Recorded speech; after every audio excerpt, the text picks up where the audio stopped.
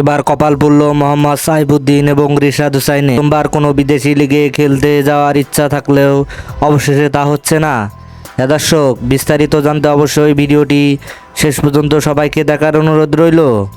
মোহাম্মদ সাইফুদ্দিন এবং রিশাদ হুসাইন দুজনেই তরুণ, তাই তো গ্লোবাল টি-20তে তারা সুযোগ পেয়েছিলেন প্রথমবারের মতো। রিশাদ হুসাইন এবারের বিশ্বকাপে দুর্দান্ত পারফরমেন্স করার সুবাদে গ্লোবাল টি-20তে সুযোগ পেলেন। প্রথম কোনো বাংলাদেশি হিসাবে কোনো বিদেশি মোহাম্মদ সাইফুদ্দিনও জাতীয় দলে থাকলেও বিশ্বকাপে খেলতে পারেননি, তাই তো তাকেও গ্লোবাল টি-20তে দলে ফেরাইছে একটি দল। এদিকে সাইফুদ্দিন এবং রিশাদ হুসাইনের গ্লোবাল টি-20তে এনওসি দিলেও খেলতে পারছেন না ভিসা জটিলতার কারণে।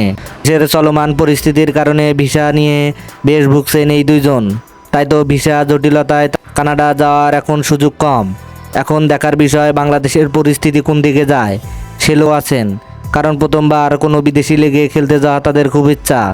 সংবাদ সম্মেলনে অবশ্যই কানাডা গ্লোবাল টি-20 লিগে খেলতে যেতে চাই। হ্যাঁ দর্শক, আপনি কি মনে করেন রিশাদ হুসাইন গ্লোবাল টি-20 লিগে খেলতে যেতে পারবে? তাহলে অবশ্যই আপনার মূল্যবান মতামত বক্সে জানাবেন। ধন্যবাদ।